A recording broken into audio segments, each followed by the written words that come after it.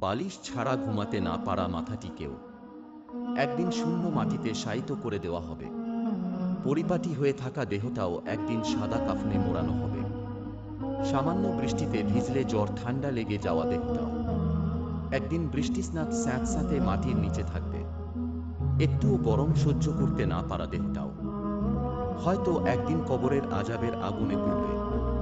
একা একা অন্ধকারে থাকতে ভয় করা দেহটাও একদিন অন্ধকার ভয়ানক গহীন কবরের ভিতরে পৌঁছতে থাকবে।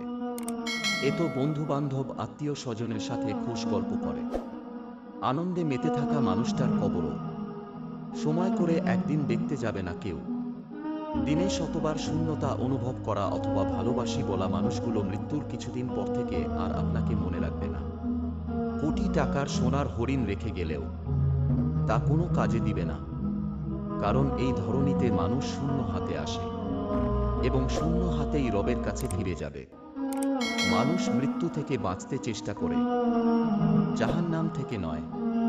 অথচ মানুষ চেষ্টা করলে জাহান্নাম থেকে বাঁচতে পারে, মৃত্যু থেকে নয়।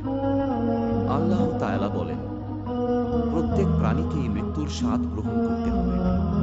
সূরা আনকাবুত আয়াত ৫-৭। তিনি আরেকটি আয়াতে বলেছেন, অতঃপর নির্ধারিত সময়ে যখন তাদের মৃত্যু এসে যাবে তখন এক মুহূর্ত বিলম্বিত কিংবা ত্বরান্বিত করতে পারবে না।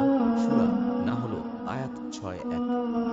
আল্লাহ আমাদের মৃত্যুর কষ্টকে দূর করে দিন ও কবরের আযাব মাফ করে দিন এবং মৃত্যু পরবর্তী জীবনের জন্য প্রস্তুতি গ্রহণের তৌফিক দান করুন।